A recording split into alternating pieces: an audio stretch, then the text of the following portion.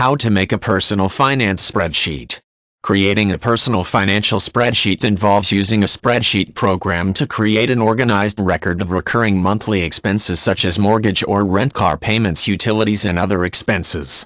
Each type of expense should be listed in its own column, and as payments are made, they should be listed in the corresponding column. In addition, the spreadsheet should list total monthly income as well as total expenditures.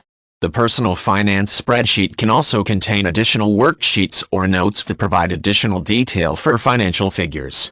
Using a personal finance spreadsheet allows individuals to create a financial tool for a wide range of possibilities.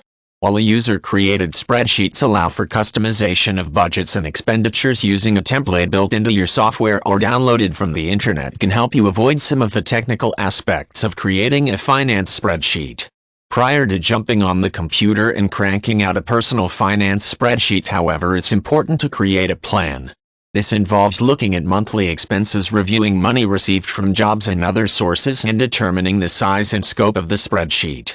Having a copy of the previous month's bills or receipts can also help this process go more smoothly.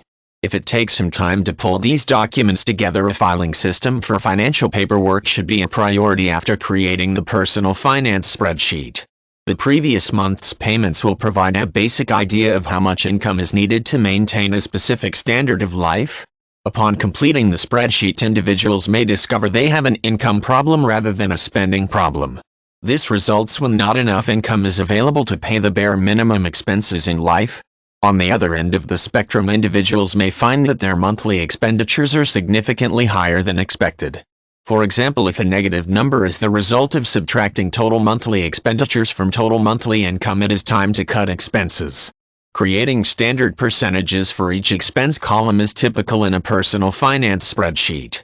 For example, setting a target expenditure of 35% maximum for housing expense can help guide the amount of house you should rent or buy. Doing this for all expenditures helps create constraints easily applied to future spreadsheets. A good tip for these spreadsheets is to create a new tab for each month. This allows for a direct comparison for monthly expenditures and income.